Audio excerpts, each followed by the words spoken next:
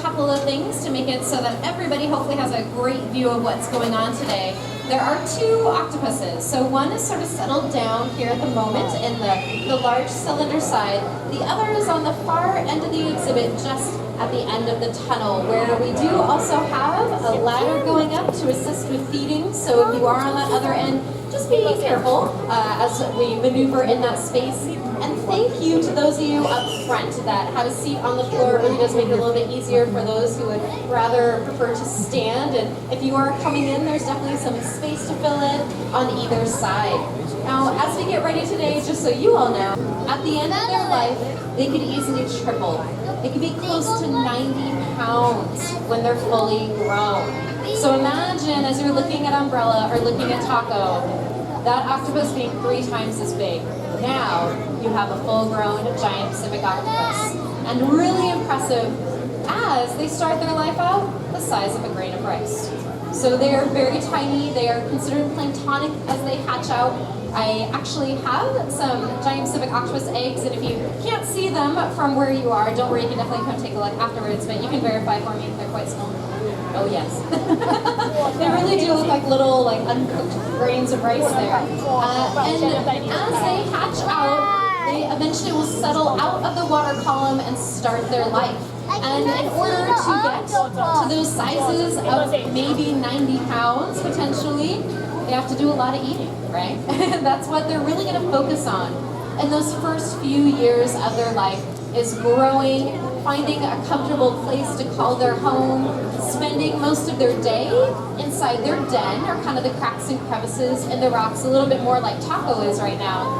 And then at nighttime, we might see a little bit more of what Umbrella is doing, crawling around the ocean floor and looking for potential kinds of food.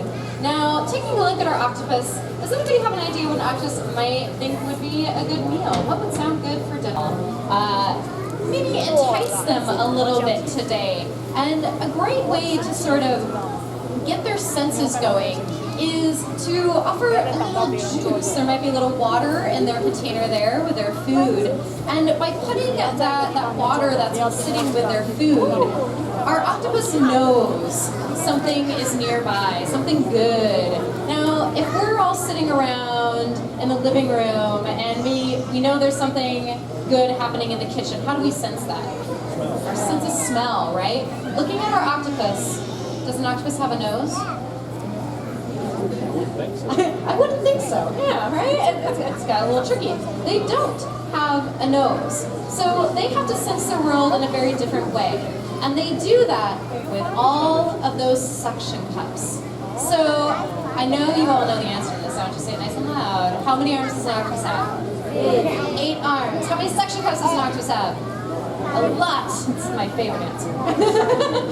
They do have a lot. Maybe 200 or so, give or take, per arm. So all of those suction cups are lined with this chemoreceptor that allows them to know what it is they're touching. So Umbrella and Taco know if they're touching a rock. They know if they're touching the window. They know if they're touching food. So that is really their way of sensing. It would be very similar pieces of seafood, very tantalizing there. And you can see them just kind of reaching down that feeding stick. And here's where we just don't know what's going to happen. There's no doubt that Taco and Umbrella know that there is food nearby. But it is their choice, ultimately, if they are going to eat. And I see Taco starting to move a little bit, so Taco might very well be interested. And Umbrella is definitely interested. And maybe really living up to his name at the moment, too. You can see that beautiful webbing in between their arms that really allows them to umbrella around and envelop their prey.